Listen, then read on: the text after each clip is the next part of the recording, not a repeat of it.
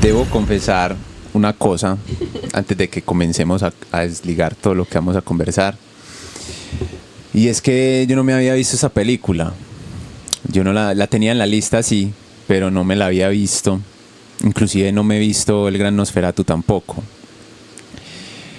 Pero siento que es normal porque uno a veces como que tiene un montón de cosas por ver y prioriza unas y deja otras como para más tarde, porque como que dentro de lo que uno le han enseñado como a ver y a visualizar, nunca ha estado como lo mudo de primero, o el cine mudo nunca ha estado ni se ha priorizado. O una narrativa lenta. Exacto, nunca se ha priorizado como en las cátedras y en las charlas de cine como tal. Sí te han dado como todos esos vistazos que ha hecho el cine mudo a lo largo de hasta el cine sonoro, obviamente, cuando dio ese brinco y ese salto. Pero nunca te han dicho como que mira, tenés que primero verte eso para poder ir entendiendo las otras cosas, ¿cierto? Entonces eso es un pecado mortal que uno como que tiende a cometer también. La peli de hoy es El Gabinete del Dr. Caligari. Una peli que desde hace rato me quería ver, pero pues como dije que la tenía como ahí en stand-by, porque estaba esperando como su momento, ¿cierto? Y llegó. Y llegó el momento, llegó Venus Fer con el momento, ¿cierto? Lo que quiero desligar es como, bueno, primero haciendo el paréntesis antes de como empezar como a hablar de las cositas. Más que todo se trata de una fantasía de alguien, como que es una historia que le cuentan a alguien de un doctor que llega a un pueblo, a un circo de un pueblo y empieza con su show de sonambulismo, guiado por otro man que tiene obviamente somnambulizado y empiezan a haber unos asesinatos en el pueblo, ¿cierto? Hasta ahí se las voy a dejar para que se la vean, si la logran conseguir, porque es difícil de conseguir. Pues o sea, si no tienes como tu página de piratería favorita, es como compleja. O pues, maneras de encontrar. De búsqueda. De búsqueda, exacto. Lo que quiero como empezar a desglosar es la idea del expresionismo, porque esa película, hablemos como expresionismo alemán, una corriente pues más que todo como que se desliga como de todo el molde de lo cotidiano para la época, como que son todo esto tan extravagante, todo esto hecho como todo este plasticismo hecho ya en sus paredes, en sus estructuras, por ejemplo. Entonces esto es expresionismo que empezó como esa ola en Alemania y se empezó a extender, que imagínate que en Estados Unidos no lo veían bien. O sea, en Estados Unidos se estrenó en Nueva York, si mal no estoy, y fue... Pero es que en ninguna parte. Exacto, sí. En ningún país estaba aceptable el expresionismo alemán. Pero es porque también era como un poquito complejo de ver, porque todos estaban acostumbrados a otras dinámicas diferentes, a otros códigos cinematográficos totalmente diferentes, y que te presenten una película tan plástica en toda su forma y toda su estructura, y tan teatral, porque hoy en día todo es lo teatral es como un pecado para todo, ¿cierto? No es como bien visto lo teatral desde su punto. Todo lo que ha dejado el expresionismo, inclusive para los gringos, porque imagínate que los gringos no lo valoraban en ninguna de sus aspectos. Y al final, después de Metrópolis, que es de Fritz Lang también, que es otro alemán, ahí fue donde dio ese salto el expresionismo, ¿cierto? Y un director que se me viene mucho, que es muy contemporáneo, que es Tim Burton. Tim Burton acogió mucho el estilo expresionista, y ahí fue como soltando más un poquito ese boom. Hubieron pues directores antes pero este director es como el que más plasma el expresionismo en su estética como tal. Te doy la bienvenida, Luisa. Primera vez que le llamo Luisa. Sí, Siempre es cierto. Suena como Siempre raro. me dices Venus. Sí, Pero bueno, soy Luz. bueno, está bien. Te doy la bienvenida, Lu. Desde hace rato quería como conversar un poquito con vos sobre esto. No suelo dar las bienvenidas porque suelo como romper el código a veces, ¿cierto? Pero sí quisiera como que me dieras como tu perspectiva de cómo viste la peli, si ya la habías visto, si la habías como de cierta manera desglosado de la forma que la vamos a desglosar hoy. Y nada, cuéntamelo todo. Bueno, yo sí me la había visto. Incluso creo que cuando me la vi, tengo que admitir que me dormí. Y al tercer intento me la pude ver completa, porque siempre me dormía. Y era también lo que decías, que uno no está acostumbrado a ese tipo de narrativas de película, que uno siempre está acostumbrado a la taquillera o a la comercial que va así, rápido. Con movimientos fugaces, con efectos, y esta no, esta es muda, es lenta y toda la escenografía cambia, es muy diferente a la que uno está acostumbrado a ver. Y claro, yo siento que desde pequeños vemos muchas películas hollywoodenses y no nos vamos como expandiendo o mirando qué más hay. A la tercera vez, al tercer intento, sí fue como me sorprendí demasiado. Primero por la escenografía, segundo porque nunca había visto una película que tenga o esté tan centrada en un movimiento estético. Entonces eso me voló la cabeza. Fue como, wow, ¿qué es esto tan maravilloso? Y que me incitó, pues yo siempre he tenido como esa chispita por el arte abstracto.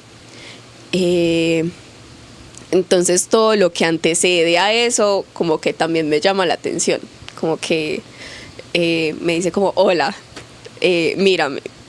Entonces sí la había visto a la universidad, gracias.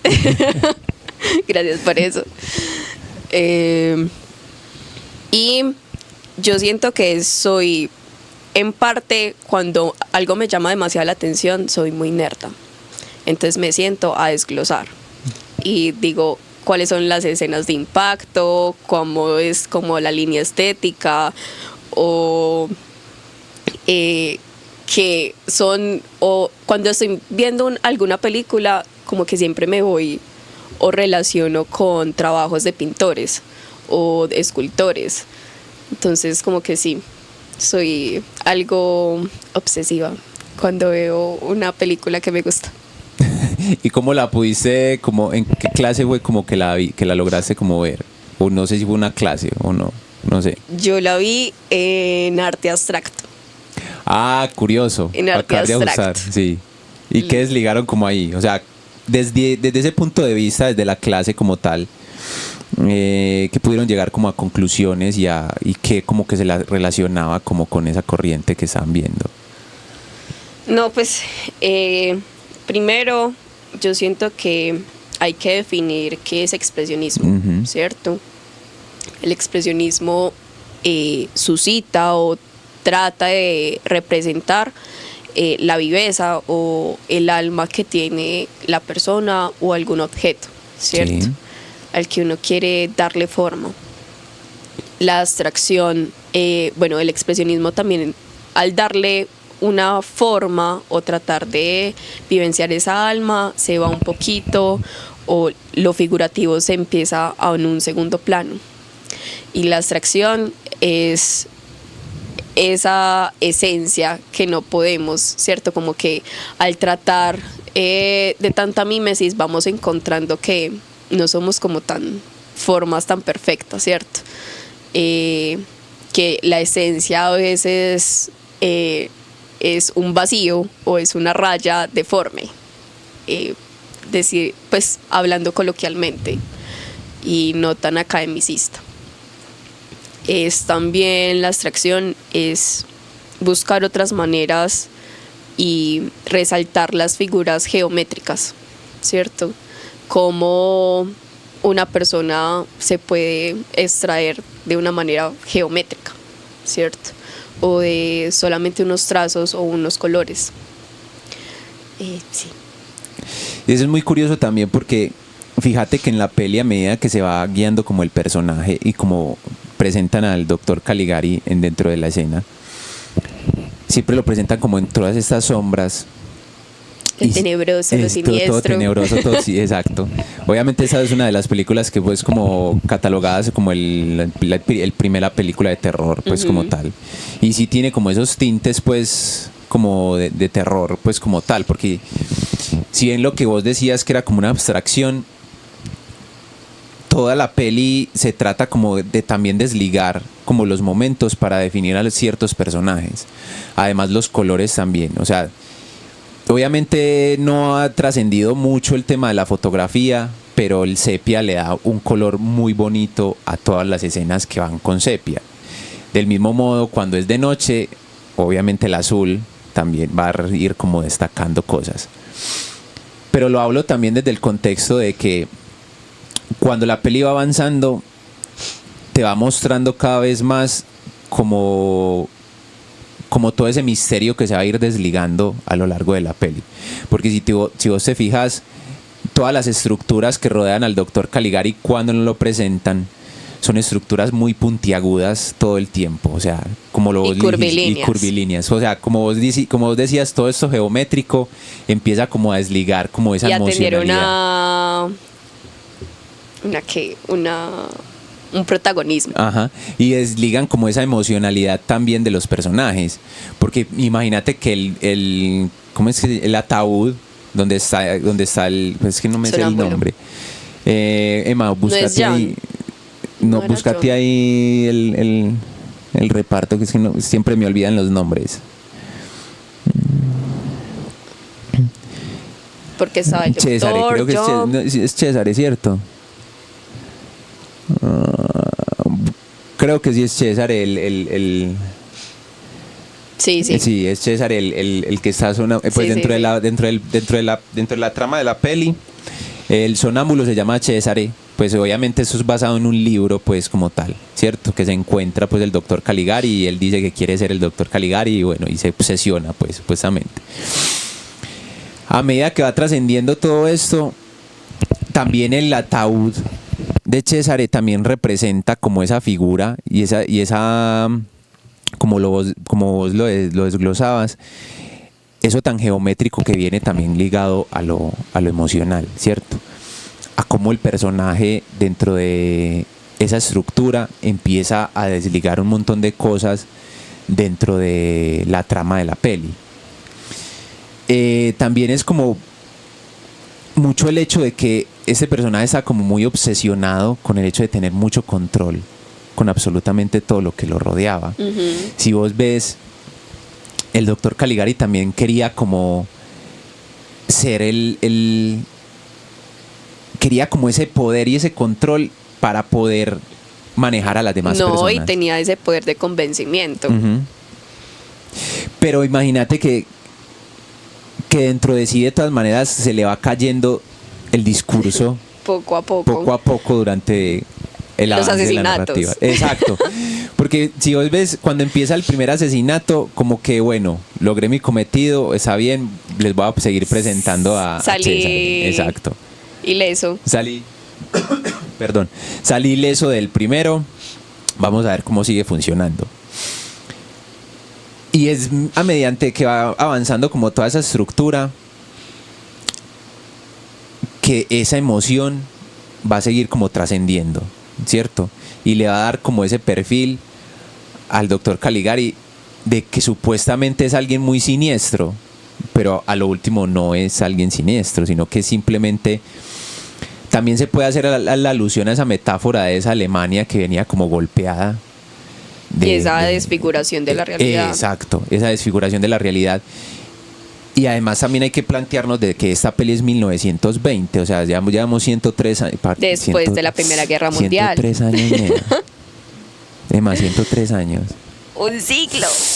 No, son 103 años que desde que esa película salió y es una Alemania golpeada por la guerra. Y además también está como esto del simbolismo como de estos simbolismos que también meten durante la peli, que es como esta águila que aparece al principio, que vos me dijiste tras de cámaras que no fuéramos a hablar del águila, pero necesito mencionarla porque sí es muy importante, porque no me deja hacer alusión al símbolo nazi. O sea, no. Porque si vos ves el águila, pues si vos te fijaste el águila, también es como una representación de lo que el doctor Caligari representa en la película, que es como esa figura autoritaria. Y el símbolo nazi siempre te hace ver como un Hitler, como a Hitler, pues, o sea, como figura del simbolismo nazi, Hitler como figura representativa. ¿Cierto? Ya desligando como esas ideas, porque no quiero que ser como Sagas, que ayer nos apagó por completo el podcast. Quiero que también desde tu perspectiva me cuentes lo de la guerra como tal. ¿Cómo lo viste inmiscuido dentro de la peli? O sea, dentro de metáfora, no metáfora, ¿lo viste muy claro? No, realmente uno tiene que escudriñar un poquito, sí.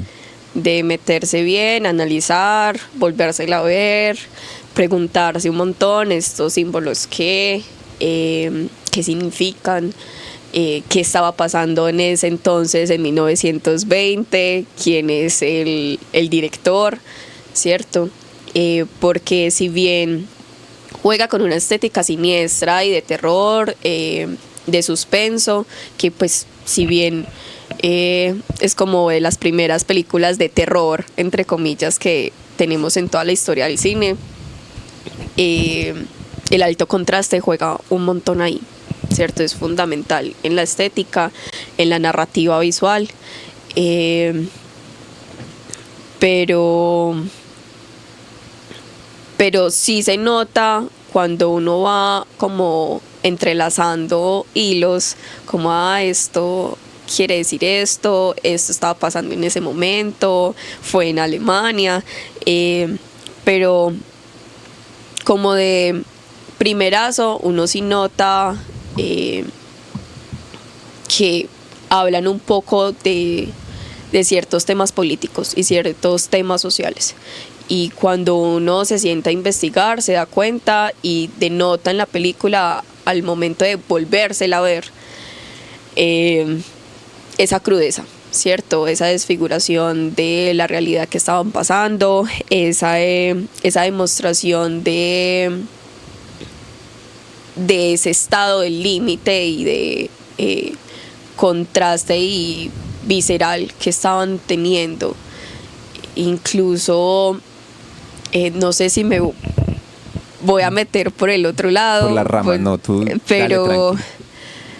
pero también es importante resaltar y hablar cómo juega ahí la industria del cine, ¿no?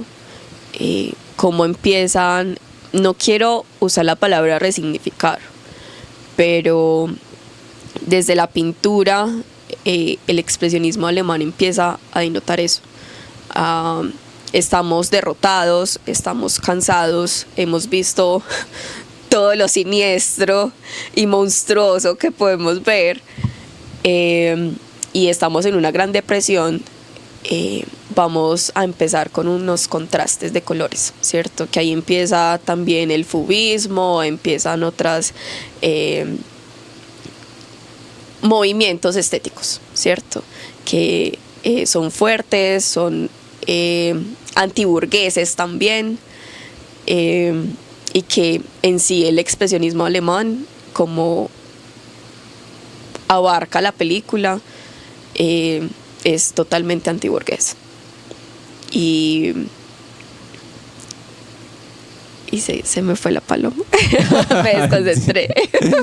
Que estabas hablando de lo de cuando yo te pregunté lo de la peli, que cómo la habías visto y si era evidente lo de la y no, lo pues social. Sí, siento que de primerazo también uno ve esa crudeza, y ya cuando uno se quiere sentar a investigar más, pues se va dando cuenta de muchas más cosas.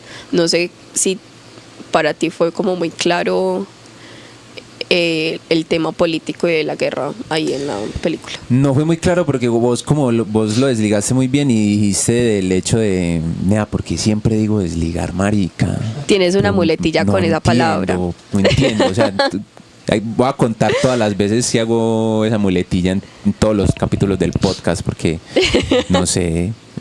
Bueno, de todo lo que hablaste o sea, sí es difícil, o sea, es muy difícil como vos plantearte el hecho de que esa metáfora está ahí metida, ¿cierto? Porque yo sí la tuve que leer, o sea, mientras iba viendo la peli, me iba como cuestionando el hecho de que esa figura de control, ¿qué? Yo no sé si se me volvió fácil el momento de tener un poquito de conocimiento previo de qué vanguardia o qué movimiento estético estaba ahí. Ajá. Entonces, como que uno ya como, ay, esto está como muy expresionista, esto debe ser ¿cierto? Como esos conocimientos previos que uno por allá se le mete en tanto estudio estético que uno va a ver en tantos años, uno como que sí se le vuelve un poquito fácil, no sé. Sí, o sea, desde uno teniendo un contexto desde el movimiento, sí, pero como uno desde lo cinematográfico no sé, o sea, desde el expresionismo siempre te lo han desligado como una corriente estética alemana, más allá no te lo desligan como tal, ¿cierto? No tiene como una especie como de influencia como tal, o sea, de las influencias de las cuales como que fue provocado y de las cuales vino. Sí te lo mencionan, pero no te lo tratan como de... Es que no quiero decir desligar. No te lo tratan como de repartir bien, o sea, mira, esto es por esto se da por esto. Desglosar. Y desglosa como esto, ¿cierto? Entonces, lo que me parece muy curioso es que la primera vez que, o sea, la vi hoy y pues después de leer todo eso sí vi como esas cosas plasmadas, porque ya hablamos como de ese simbolismo que es el águila ahí metida como de un símbolo político literal ahí hallado dentro de la trama como tal, y de toda esta figura representativa que es el doctor Caligari dentro de la trama de la peli, que es una persona que quiere tener el control, es autoritaria, es demandante y siempre trata como de tener a alguien para que haga ciertas cosas y para que las otras personas siempre esa estén manipulación como a su favor. Exactamente. Entonces sí me pareció como muy curioso ese personaje pues dentro de la trama. Ya como tal dentro del arte expresionista, todo este arte dentro de lo plástico como tal, que va a atender como toda esa influencia, ya como una opinión más personal tuya, ¿vos por qué crees que no pegó en sus inicios como tal? Ya desde tu perspectiva, deslígate de todo lo que... Uy, qué maricada, hombre. Voy a tener que hacer planas. Emma, voy a tener que hacer planas, weón. No voy a poder decir eso. O voy a cambiar el nombre del podcast a Deslígate Podcast. Más fácil. Sí, yo creo. Sí. No sé. Sería buena idea. Haceme sinónimo de eso, más fácil. Desatar, desanudar, desenlazar, desenganchar. Bueno, voy a anotar ese aquí. Espera, yo noto ese ahí mientras Venus va diciendo lo que... La próxima coloca todos los sinónimos acá Sí, arriba. Arriba, sí, más fácil allá para yo verlos. Para que los lea y se vaya tornando. ¿Me repites por favor la pregunta? Lo que estábamos diciendo era que ya vámonos como un poquito más no pegó. a lo del arte expresionista Porque no pegó. como tal. Como toda esa, o sea, yo lo digo más que todo es por el hecho de esa plasticidad, ¿cierto? Sí. Como que era muy novedoso el hecho de que vos ver como paredes pintadas, como una escenografía teatral. Exacto, telas, o sea, teatro, maquillaje súper extravagante, porque veníamos de algo que sí era muy teatral, pero que era muy americano, y ya se desliga, como ya se Desglosa. desenlazaba, ya se desenlazaba a planos como mucho más cerrados, si me hago entender. Aquí sí, si bien hay primeros planos, siempre son unos planos muy Muy generales, generales. no son como tanto Detalle. primeros ni detalles, sino como muy generales y planos medios, ¿cierto? Pero siempre son planos generales que te muestran como todo el espacio inmenso que hay. Tenebrosos. Exacto. Y todos estos picos y todas estas puertas que son como, o sea, no que uno tienen dice, nada que ver. ¿eso es césped o qué? Porque imagínate que cuando ellos están corriendo por el descampado, que vos, no sé si te acordés, cuando él lo está persiguiendo a él, cuando toda la gente está persiguiendo a Cesare porque agarró a la querida del De man loquito. Jam. Sí, es Jam. Sí, yo creo que sí es Jam. Jam. Mira que todo el descampado también está pintado. Ujú. Entonces, por eso te lo pregunto. ¿Qué fue? Yo creo que, o sea, la respuesta es muy clara, pero también quisiera saber tu punto. Yo creo que fue como que se rompe como todo ese molde cotidiano de lo que estaba acostumbrada a ver la audiencia, que era como toda esta plasticidad muy neutra y de todos estos espacios como muy decorados, y que el expresionismo llega y choca y rompe como todo eso absolutamente, y que al principio como lo veían como algo raro, ¿cierto? Entonces ya como diciendo eso para que me respondas la pregunta que te hice, desde tu perspectiva, o sea, desde lo que pudiste como analizar, estudiar y todos estos años que has como dándole al tema, ¿por qué no pegó desde su principio? O sea, Bueno, en el momento en el que la película se inauguró, se estrenó, ya el expresionismo alemán en la pintura ya se había, entre comillas, acabado, ¿cierto? Aunque pues en las vanguardias, en los movimientos, no se puede decir como esta viene de un año hasta un año porque todas estaban pasando simultáneo. Pero sí ya estaba como terminando o ya no era como tan sí, como que no era como tan normal ver que alguien hiciera expresionismo alemán, porque ya se estaban yendo hacia otras maneras de expresión. Pero llegan los cineastas ¡guau! y dice, pues, no, se está acabando, pero hagamos toda la narrativa visual, estética y narrativa de expresionismo, ¿cierto? Por eso, primero por ese lado, porque ya se estaba acabando y ya la gente de ver como tan repetitivo esa manera de crear, ya le van cogiendo también fastidio, eso ya no vende. Así es el arte.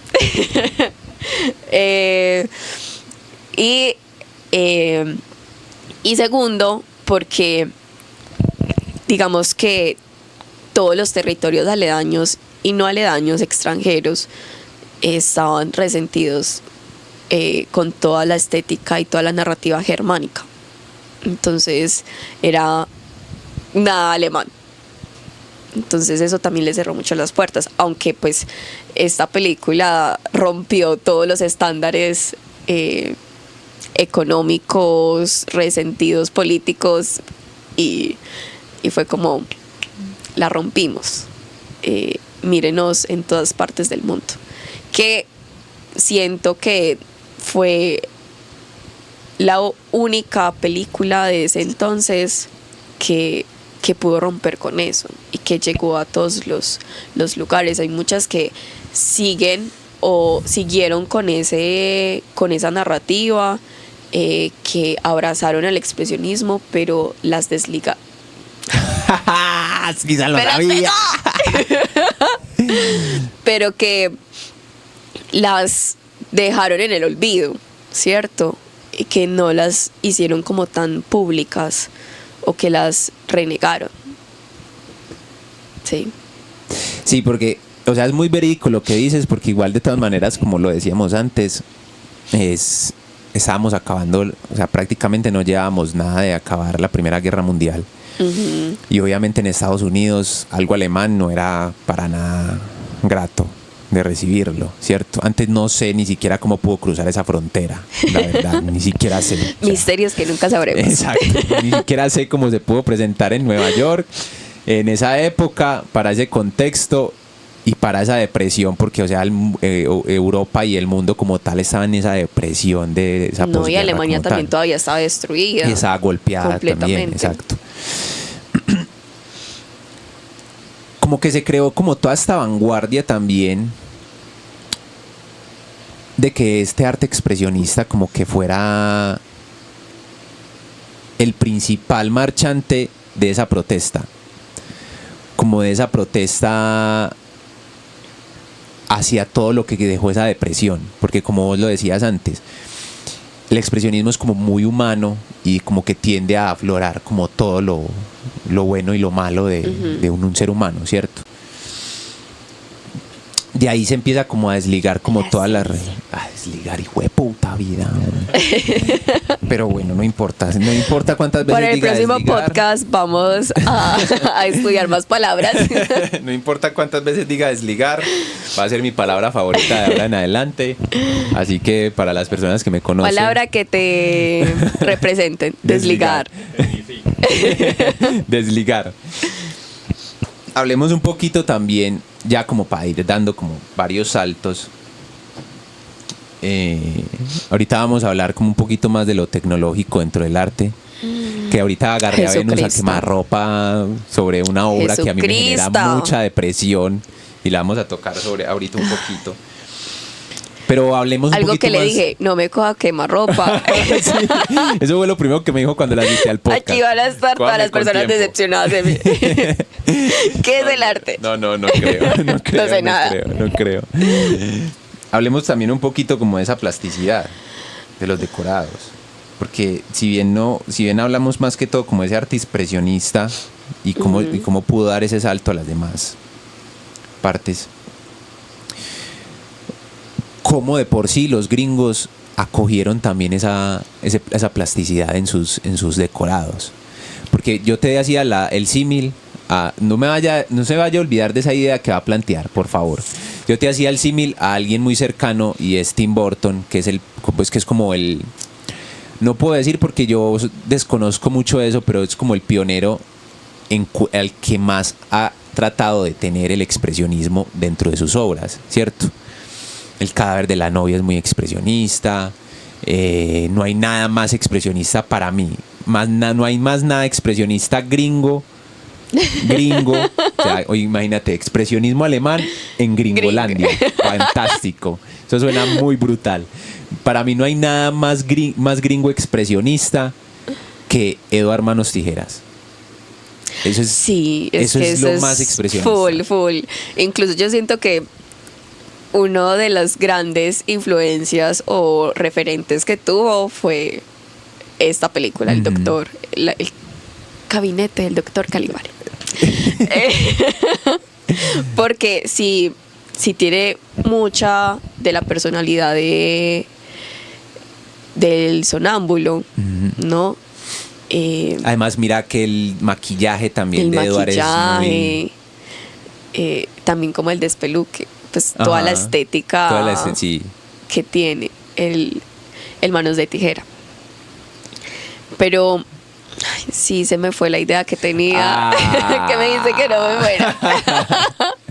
Lo de la plasticidad, estábamos hablando de lo de la plasticidad. Sí, no, que yo siento que hay que tener en cuenta que primero pues no habían muchos recursos en esa época, era después de guerra. Entonces siento que una manera de barata de construir escenarios es a partir de pintura. Sí. Pues pinte y vuélvalo teatral. Y hay que tener también muy en cuenta que no solamente, y siento que, y me entristece un poco, que solamente veamos ese expresionismo en las películas y todo lo que viene de Alemania de esa época de los años 20.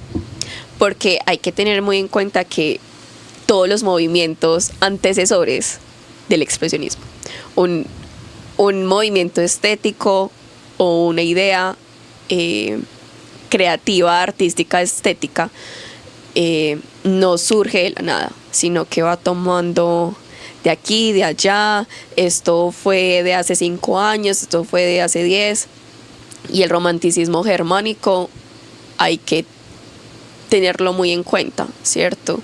El futurismo también, la Bauhaus también, el Art Deco también, que es también lo decorativo que empieza en Estados Unidos.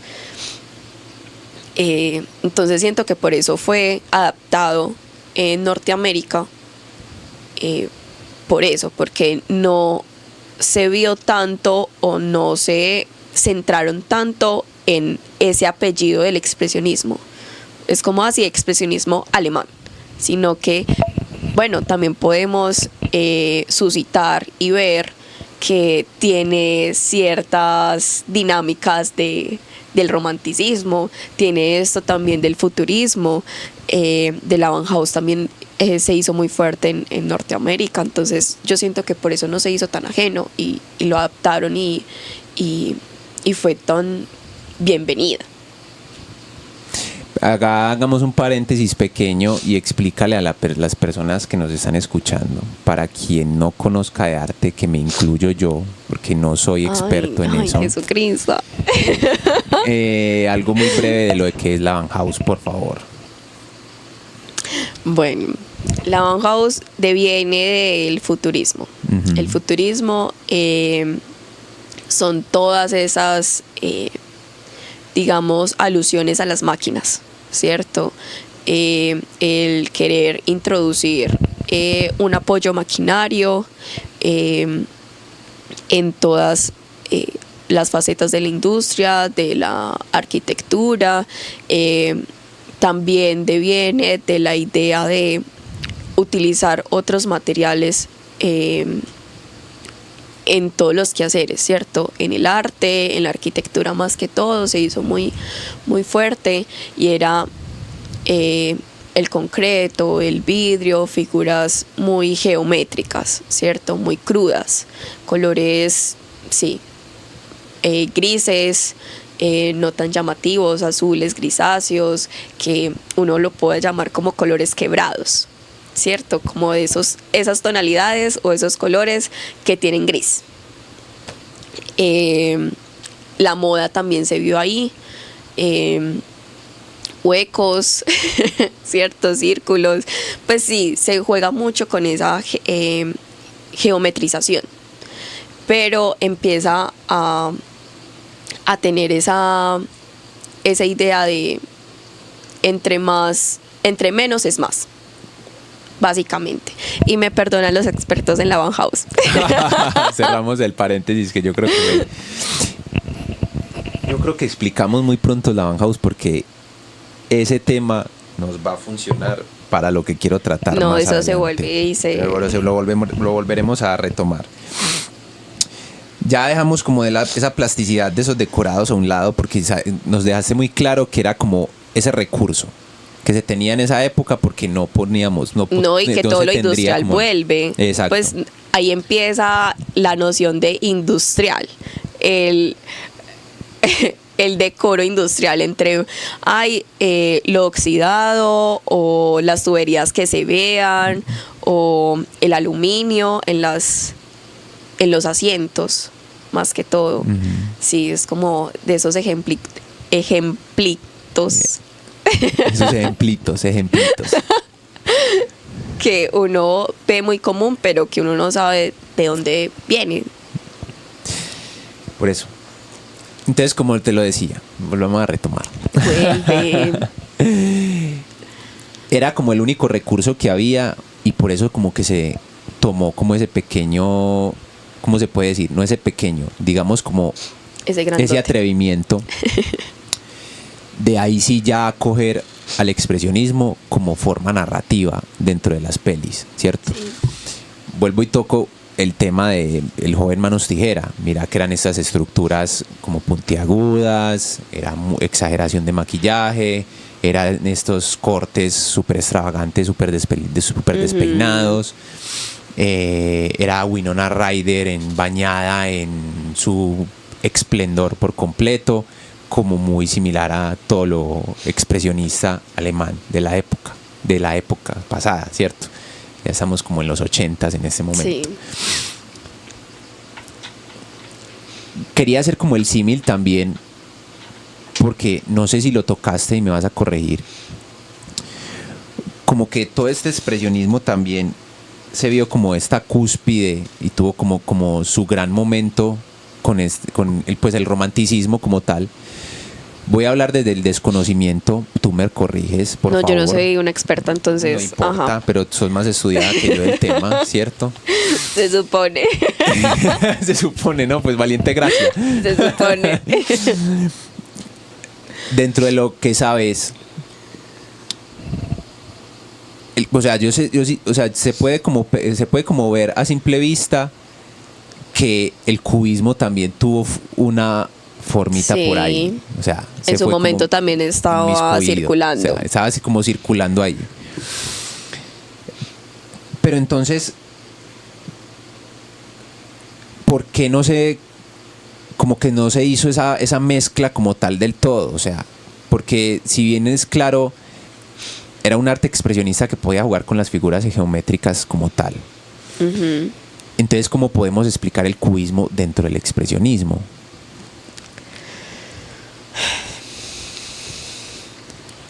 A ver. O sea, sí, yo sé que es complejo, porque de igual manera, o sea, dentro de mi ignorancia, yo lo veo plasmado dentro de todas las figuras y dentro de la narrativa como tal de la peli, ¿cierto? Sí. Y de lo que pude pues como ver. Pero como tal, ¿por qué entonces no se entiende cubismo también como expresionismo? O no sé si estoy como en lo correcto. Al principio yo dije que era importante como tener en cuenta que era el expresionismo y la abstracción, ¿cierto? Sí. Ahí en la mitad podemos colocar el cubismo, ¿cierto? Y en una línea de tiempo lineal, aunque no sea lineal en las vanguardias, son esas tres, ¿cierto? Expresionismo, cubismo, abstracción. Y bueno, pues el expresionismo es todo lo que empieza a suscitar esa vida del objeto y la persona, esa alma.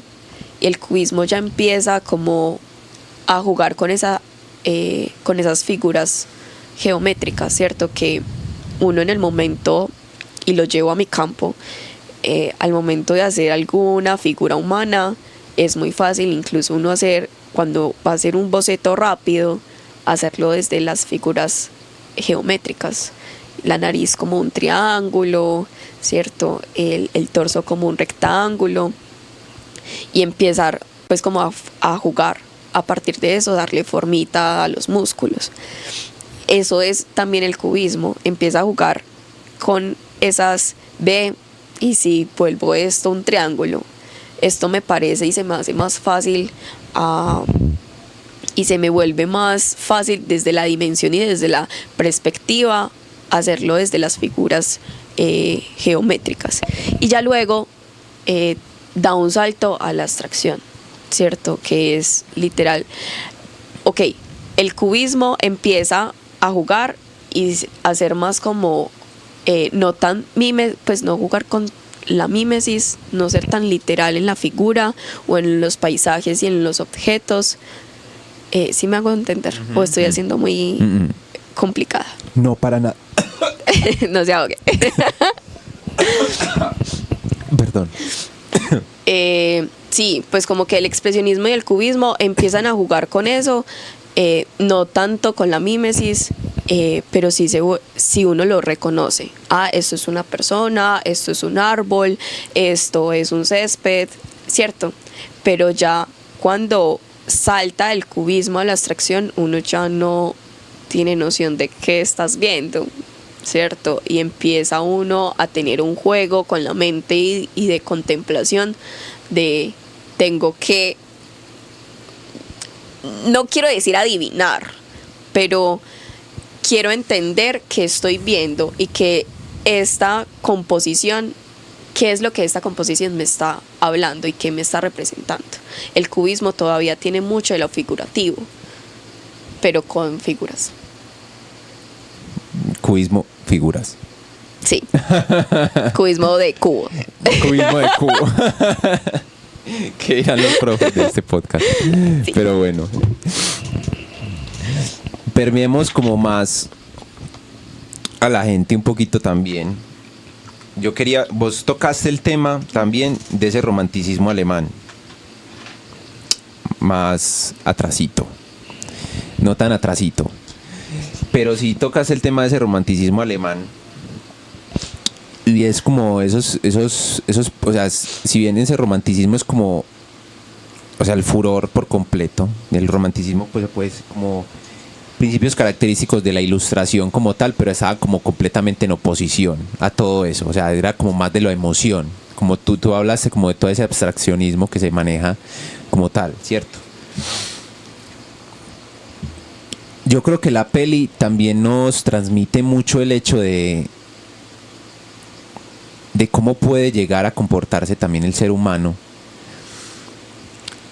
basándose en la obsesión y el querer saberlo todo y el autocontrol y el control hacia las demás personas. Tan humano.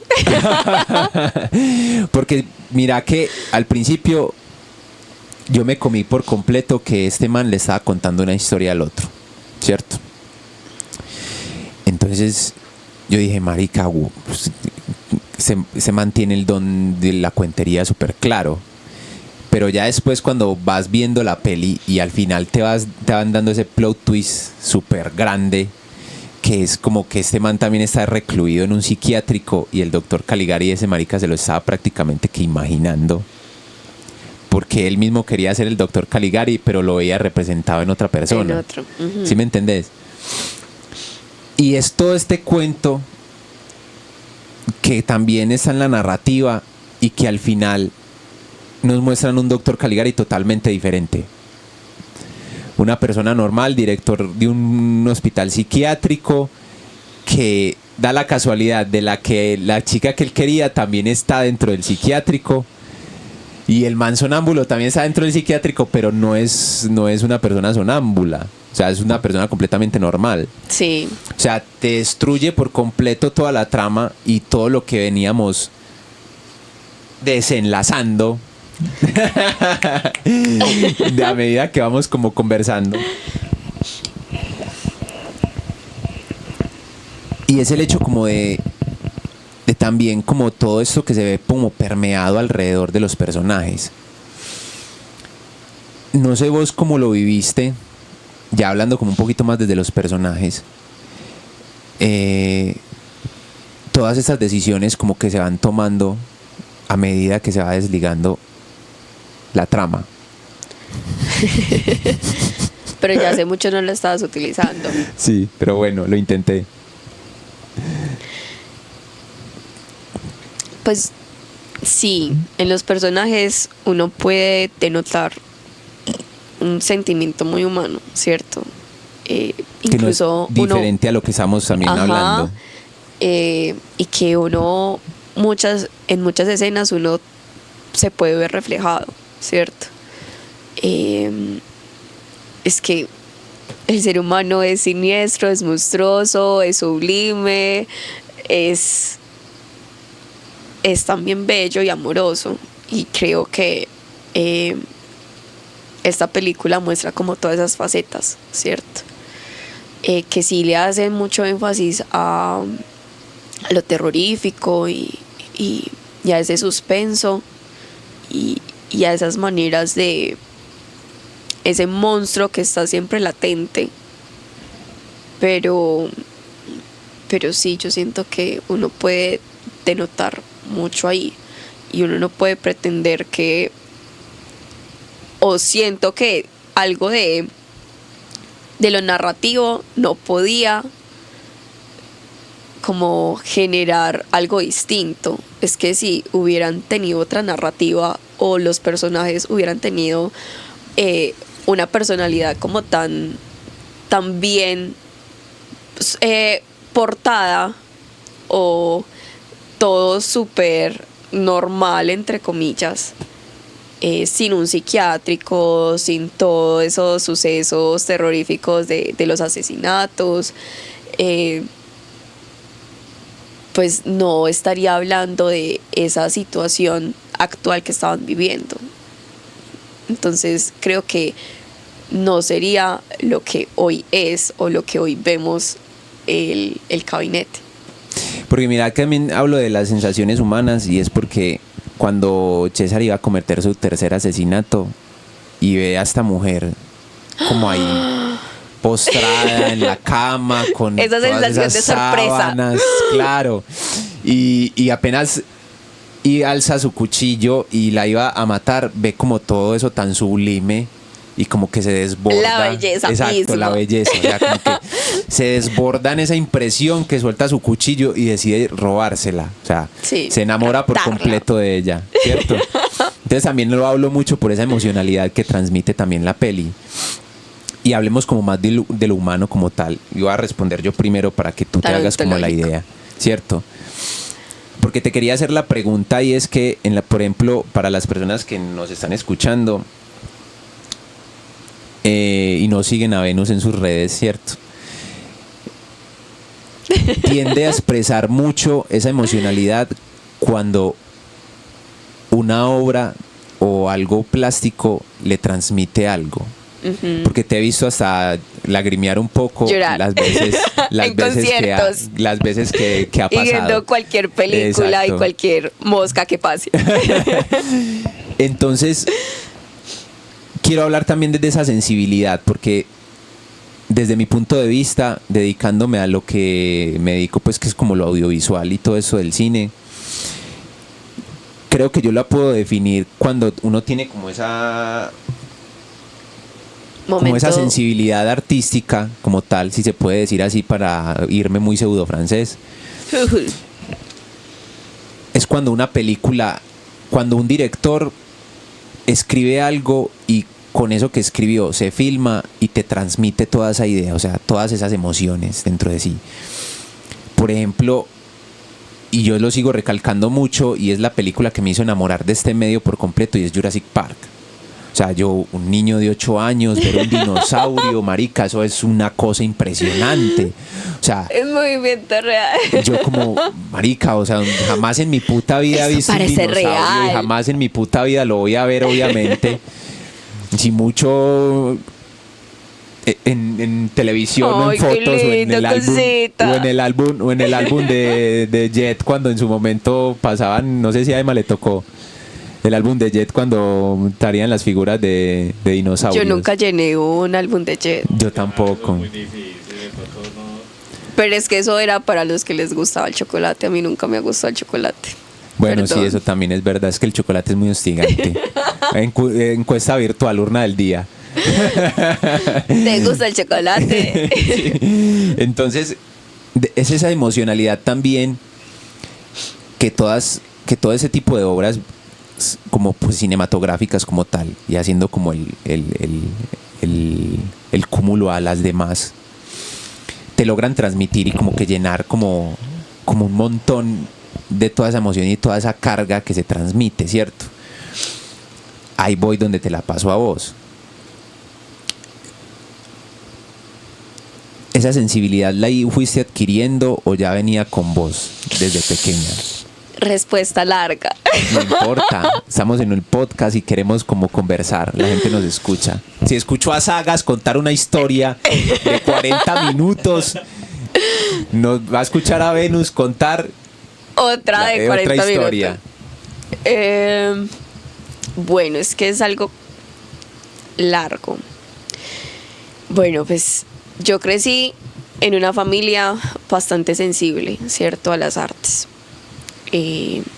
Tanto toda mi familia materna y mi abuelo paterno.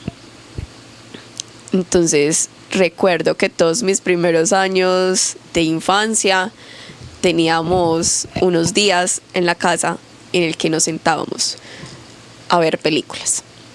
Y eso empezaba desde los viernes y sábado.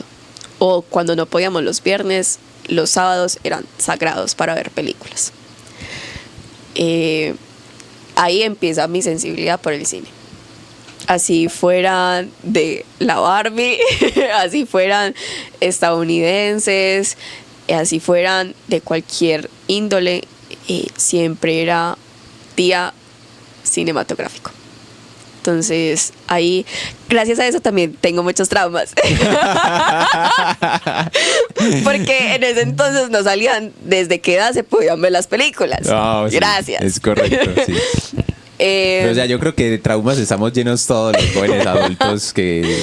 Sí, básicamente, de traumas Bueno, estamos yendo todos. Y por otro lado, pues mi familia materna siempre estuvo involucrada en cosas culturales. Entonces empecé en el teatro y empecé en la danza. Mi mamá tenía la noción de que meterme en estas cosas extracurriculares me iban a ayudar a enfocarme más y a tener más concentración, a tener como más disciplina. Y pues sí, realmente sí. Pero siento que nunca tuvieron esa noción de que estaban teniendo otros o me estaban ejercitando otras cosas más importantes y más humanas, ¿cierto?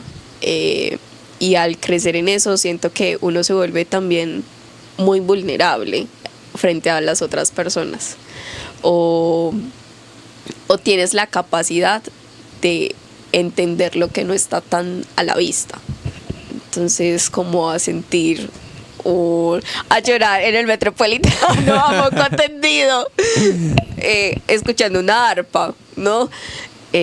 O viendo una escena muy linda de una película, ¿cierto?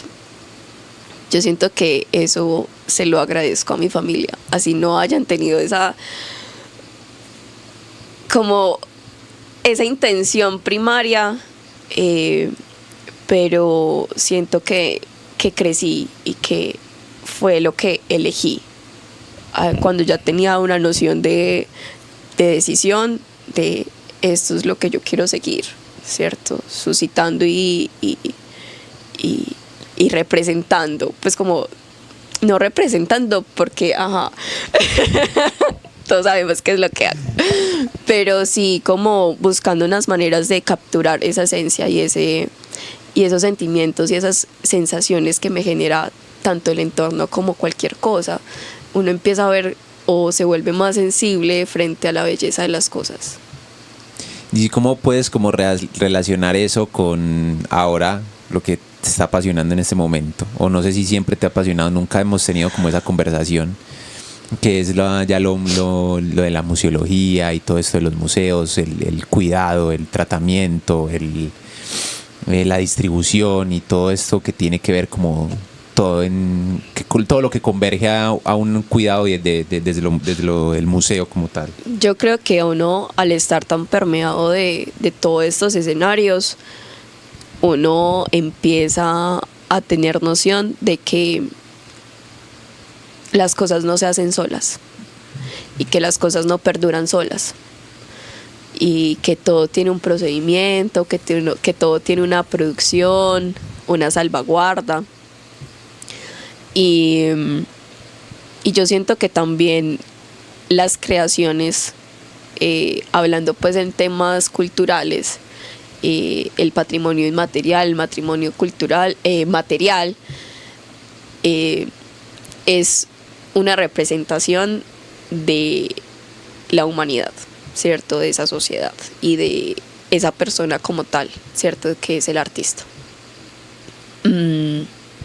Entonces, sí, como que también fui consciente de que no todos necesitamos tener el papel protagónico, ¿cierto? Y que queremos ayudar a preservar, ¿cierto? Queremos ayudar a potencializar el trabajo de los demás, ¿cierto? Ayudar a potencializar y a salvaguardar costumbres y hechos que se generan en alguna cuadra, ¿cierto? En algún territorio, en alguna casa. Eso es lo que empezó como a darme cosquillitas, como a picarme la cabeza también. Y ya luego, pues me fui, yo siento que gracias a que mi mamá me metió a toda cosa cultural que podía meterme, gracias. Siento que todas esas etapas de mi vida fueron como una preparación o una formación de públicos, lo que ahora llamamos, ¿cierto? De enseñarme qué es esto, cómo comportarme, cómo llegar a tipos de públicos, ¿cierto? Yo siento que cuando uno le coge amor a esto y cuando uno le ve belleza, sabe la importancia de las cosas y uno lo quiere preservar. Y eso es quizás la museografía y la museología, ¿no? Querer y diseñar mecanismos y estrategias para que otros puedan también verlo, entenderlo, contemplarlo, hablar con ellos, de eso que uno también siente y ve al momento de estar frente a algo, ¿no es cierto? O escuchando, palpando también.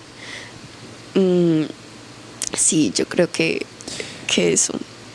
Tú dijiste que la museología como que te abrió más como esa chispa a querer conservar, o sea, a querer dedicarte como a la conservación como tal. ¿Por qué la museografía y no, por decir algo, dedicarse a pintar, por ejemplo? Y resaltar las obras. Es eso, yo no quiero, y fue algo que yo desde muy chiquita, bueno, vibraba con esto. Llegué a un momento decisivo en mi vida en el que, ok, decido irme por las artes, por las humanidades. Tu mamá, eso sí da plata. No, realmente nunca me dijeron eso. Mi mamá, yo creo que sí tenía la noción de que me fuera por el lado de la química, pero pues, ajá. Yo aquí te comento que mamá, yo iba a ser, ¿cómo es que se dice a estos maricas que preparan los cuerpos? Médico forense. La criminalística también. Bueno, pues sí, yo creo que ella se imaginaba todo, menos que yo me iba a ir por el lado cultural. Yo no diría de las artes, por el lado cultural.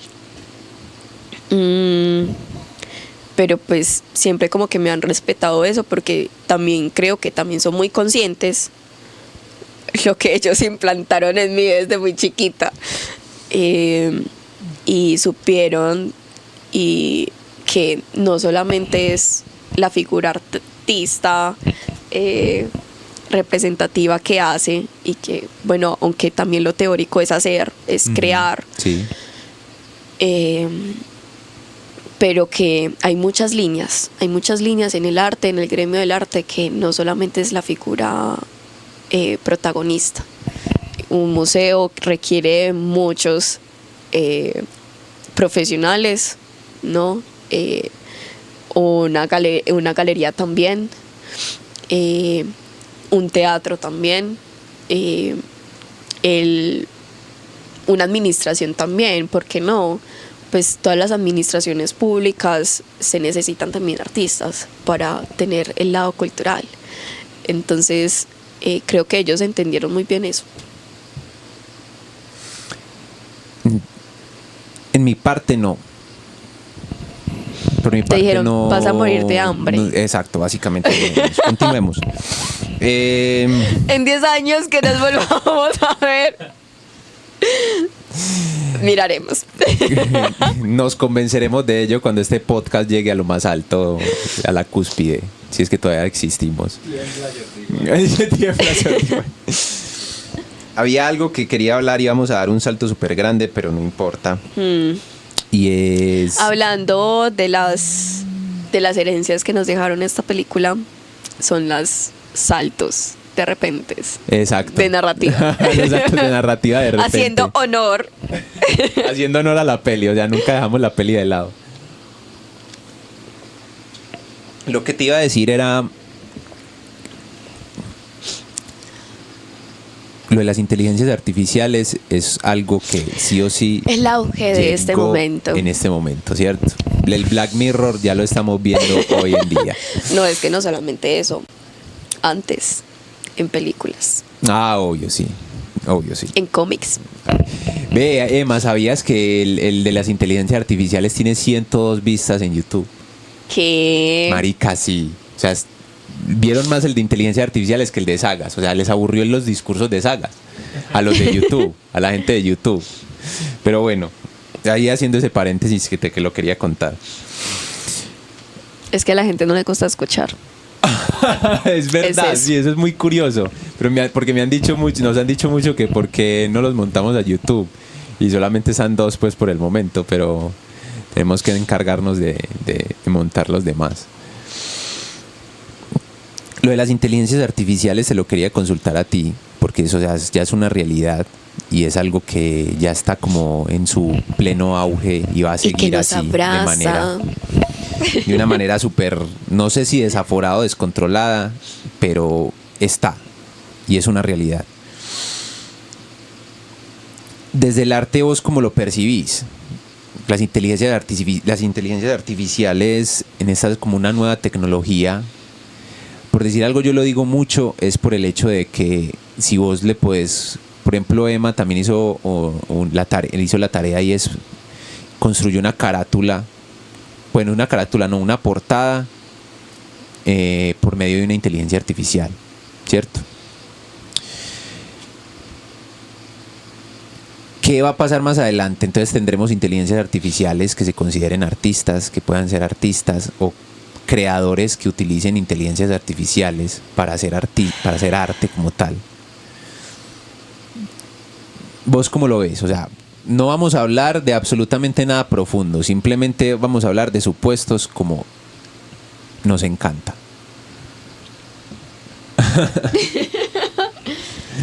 Bueno, pues yo siento que las inteligencias artificiales siempre nos han pues como que siempre han estado ahí, ¿cierto? Sí, desde la medicina, desde los dispositivos médicos que a uno le insertan, desde las redes sociales, claramente, y desde que de un tiempo para acá siempre estamos en un panóptico digital, ¿cierto? Y ahí ya empiezan a haber una codificación y como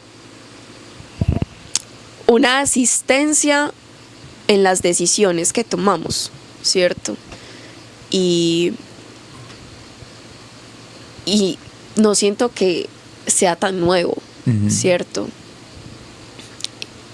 Yo siento que en el arte siempre hay un recelo con cada nuevo movimiento o cada nueva manera de hacer, de crear. Entonces los que están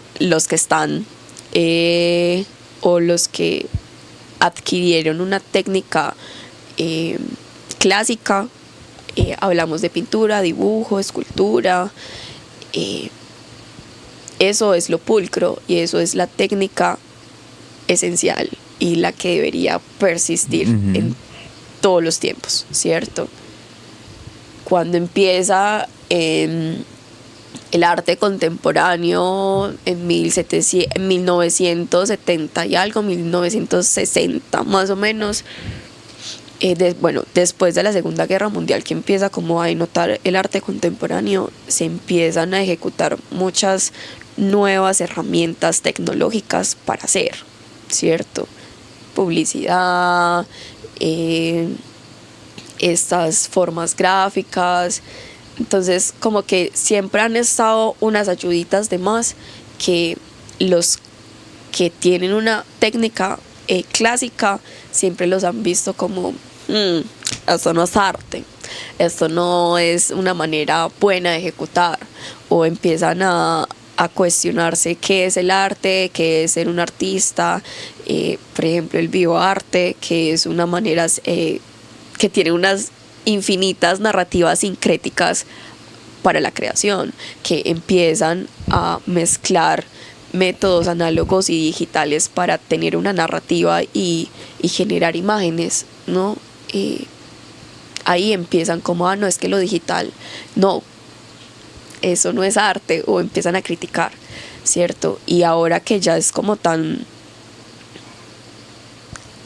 palpable o tan visible las inteligencias artificiales, que ya tienen una conciencia, que te ayudan, cualquier pregunta que le dices, no importa el área, ya se empiezan todos o nos sentimos agobiados, ¿cierto? Porque no sabemos qué tanto potencial o cómo se puede desarrollar. Pero yo siento que también es importante tener muy en cuenta que las inteligencias artificiales y los códigos los hacen un humano, que sí se deja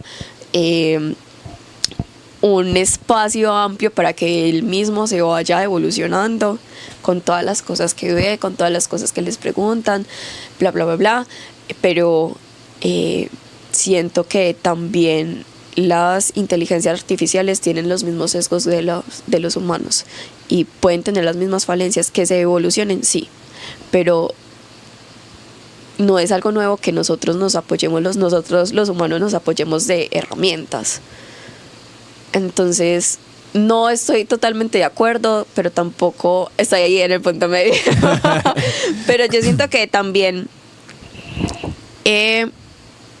uno, en vez de refutar y de criticar antes de ay, no, esto está haciendo cosas fabulosas, nos están quitando el trabajo, también sería, o también lo veo como una iniciativa, una invitación, ¿no? Porque también hay muchos programas de creación de imágenes con inteligencia artificial. Ve y si me meto e investigo un poquito, ¿no? Antes de hablar, antes de criticar. Y yo siento que también, ¿por qué no apoyarse? Pues es como, si no puedes con el enemigo, únete, ¿no? Y eso también seguramente va a poder potencializar las ideas de gente magníficas. Y eso no quiere decir que seas poco artista o poco creador, porque es que la idea la estás haciendo, le estás dando la orden para crear. Es que yo quiero que hagas un círculo, yo quiero que hagas, mientras tanto que hagas el círculo, que hagas una elipsis con estos beats de esta música que te estoy introduciendo. Entonces siento que siempre hay alguien detrás y no puede ser como tan satánico como todo el mundo lo pensamos. Yo creo que también eso es un asunto como de ego como tal, y de miedo, de mucho miedo, porque también es como desde pues del medio audiovisual también, como todas estas nuevas tecnologías como que están abordando un montón de cosas,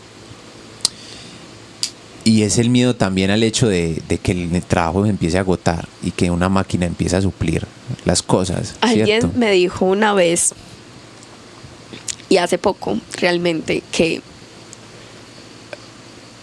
los que iban a salir o los que iban a tener oportunidades de trabajo o que iban a aprovechar el momento eran los que realmente, bueno, entendían el funcionamiento de la inteligencia artificial, pero que no solamente se quedaban ahí, sino que, bueno, ya sé manejar la máquina, ¿qué más puedo hacer? ¿Cierto? Le doy mis ideas, le doy mi, ¿cómo se le dice en el marketing? Ese plus, ¿cierto? Como ese plus. La esencia. La esencia. No, yo no diría que la esencia, pero sí como ese elemento plus que uno puede hacer, ¿cierto? Y que puede cautivar. Si no, pues solamente sabes la técnica y ya. Y eso incluso es muy parecido a los temas plásticos, ¿no? Vos puedes saber una técnica, yo sé técnica, pero yo no sé crear. Pues sí, la ilustración. la ilustración es un dibujo, ¿cierto? Es dibujo, pero ¿qué hace la ilustración? La ilustración, esa capacidad de crear una narración en un dibujo. Entonces, creo que esa comparación ayuda.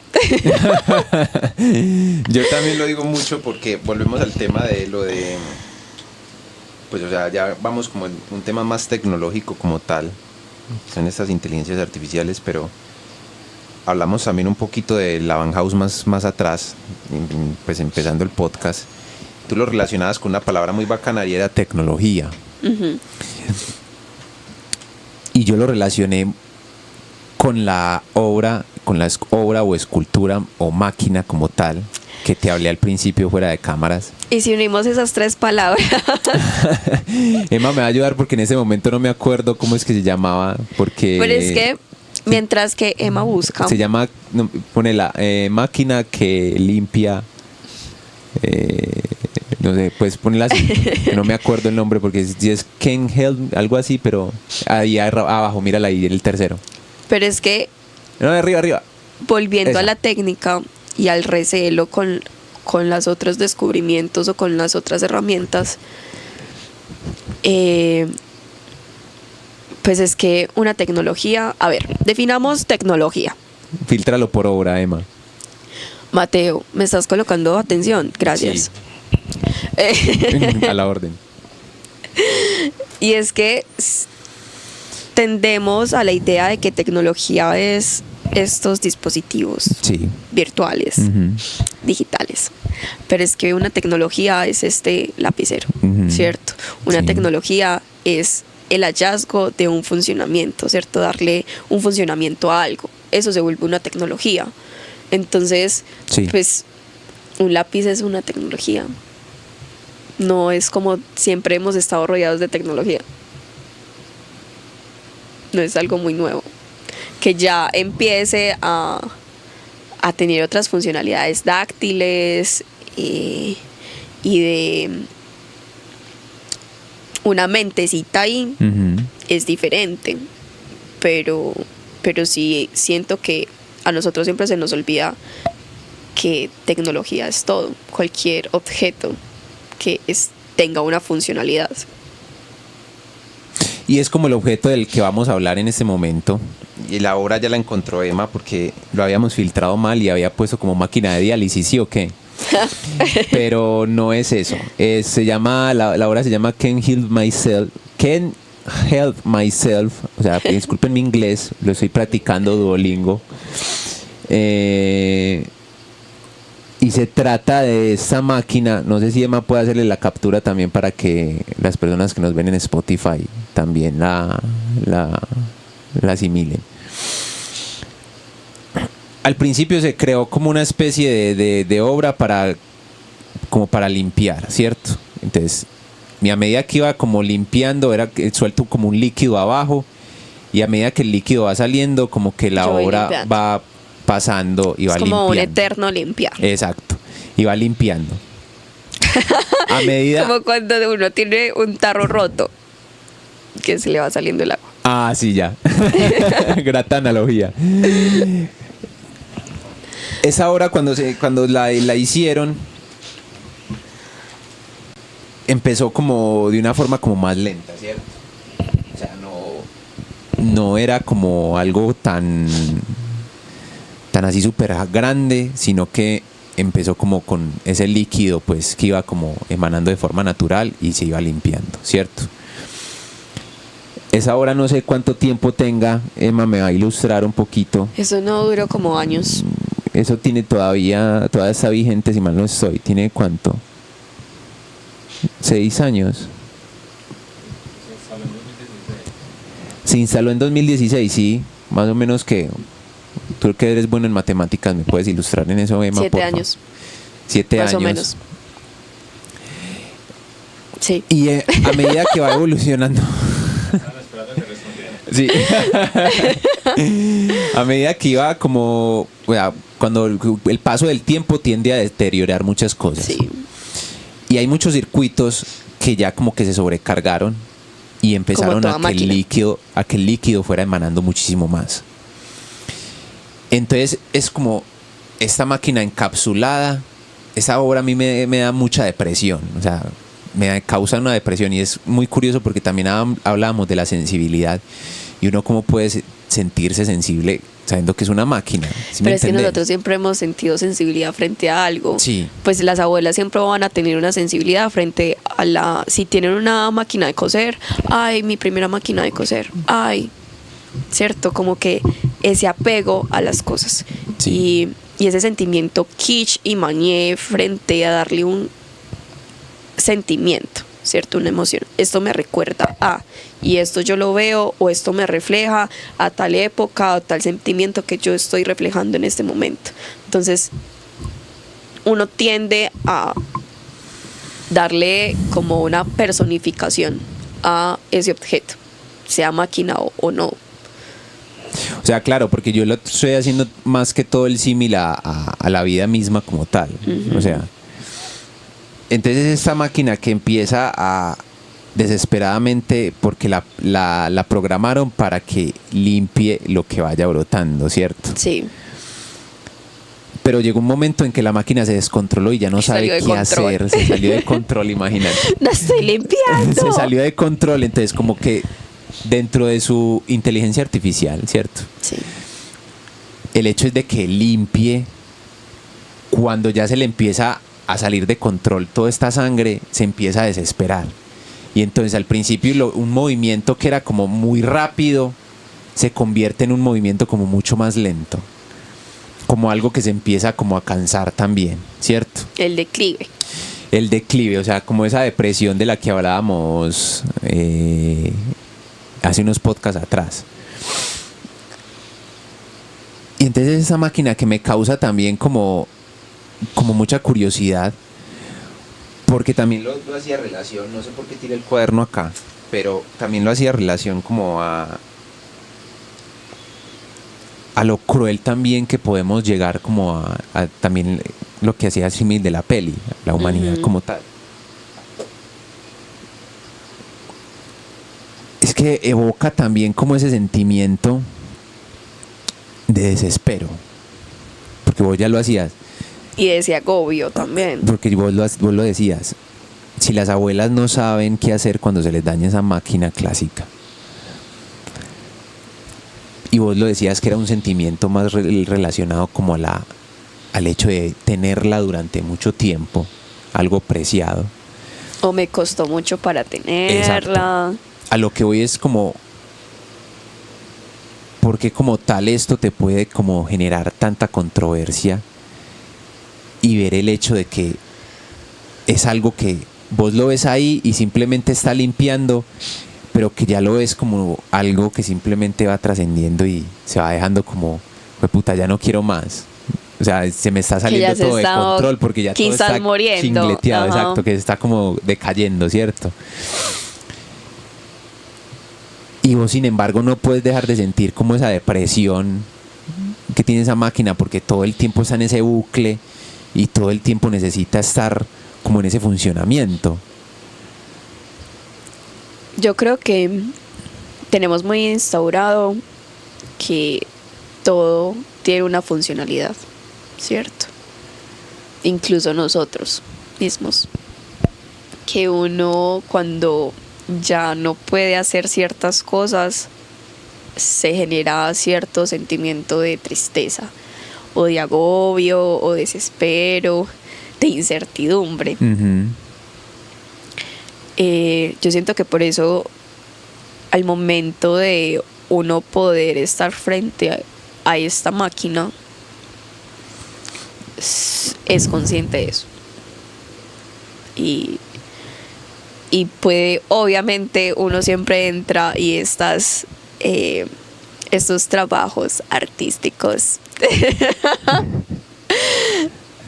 van a generar mucho choque emocional, porque es que uno no sabe cómo sentirse frente a, es que lo humanizo o qué, pues lo dejo de ver como una máquina, o también lo humanizo, pero soy consciente de que esa máquina ha estado programada para que tenga ciertos comportamientos, haga ciertos gestos, y que como todo electrodoméstico, como toda máquina, tiene unos años de vida, ¿cierto? Y de tantas, como una cámara, ¿no? Que tiene ciertas obturaciones de vida. Y hasta ciertas obturaciones ya la máquina, entre comillas, se daña, se muere. Entonces yo siento que uno también es muy consciente cuando está frente a estas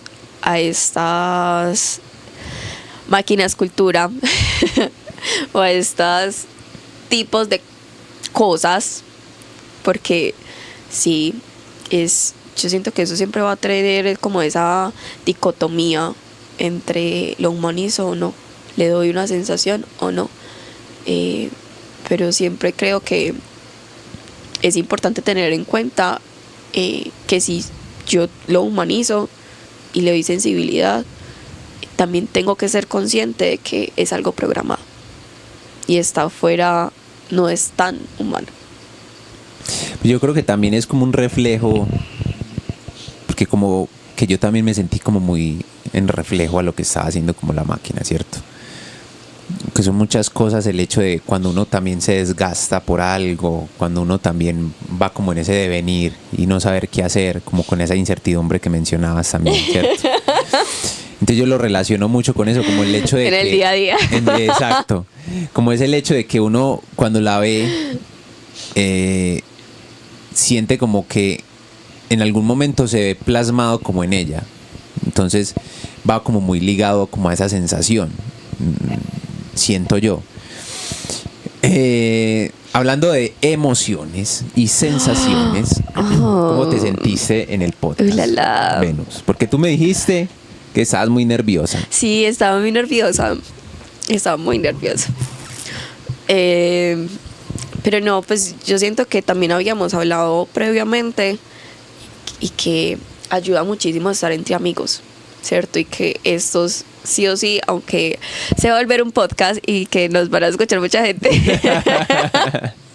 gente desconocida, pues se vuelve un espacio íntimo y a la final nosotros siempre cuando nos reunimos hablamos sobre esto, de cosas mamertas, de cosas mamertas del arte, y sí, terminamos hablando de política, de tecnología, de cine, de arte, de todo, pero siempre ligado a lo que nosotros hacemos y lo que nosotros sentimos. Yo siento que cuando uno tiene o uno va construyendo como esa comunidad de sensibles, de, bueno, yo puedo ser sensible y hablar de todo, y volvernos ontológicos, porque estas personas también son así, y vemos o somos conscientes de que la otra persona es humana y que las cosas tienen alguna sensibilidad y belleza. Entonces ya, no, y cuando empezamos ya fue como, sí, estamos en una conversación de panas, de compas, y eso relajo. Sí, eso me pasó a mí al principio cuando... En el primer podcast. En el primer capítulo del podcast, obvio. Ya uno cuando lo va haciendo, ya uno se va como... Ahí sí puedo decir la palabra, ¿no? Sí. Desligando de muchas cosas. Y va dejando muchas cosas atrás y ya toma eso como... Como una sentadita. Como una sentadita y de conversación. Porque siempre la idea, cuando se la expresé a Emma, principalmente, era que... Y se está cumpliendo y estoy muy orgulloso de eso, ya que estamos como llegando a una recta final de la primera temporada como tal. Me siento muy orgulloso del hecho de que la idea como tal se esté cumpliendo. Y es el hecho de que una película isla el podcast para que se pueda como hablar muy global de muchas cosas. Y es el hecho también de que la descripción es muy clara, de que cuando la realidad puede superar la ficción. Y eso es algo muy verídico. No, y que siempre estamos metidos. Esto va a sonar muy cliché, Pero siempre estamos metidos en una narrativa cinematográfica. Ujú. Los sueños son cinematográficos, de ahí viene la idea del cine, pues de recrear esos sueños. Pero sí, eso siempre estamos, y no me digan que no, uno siempre en cualquier momento, así sea en el bus o en lo que sea, uno es como, ¡ah! Me siento en una escena de una película. O sea que no es muy romántica ante eso. Pero sí, pues siempre van a haber escenas de la realidad que asemejan una película. Ujú. El que diga que no, pues tenga más sensibilidad. Muy bacano, o sea, es una gran analogía la que está haciendo. ¿Con qué te deja este podcast, Venus, Fer? Que me deja este podcast de que no sé nada.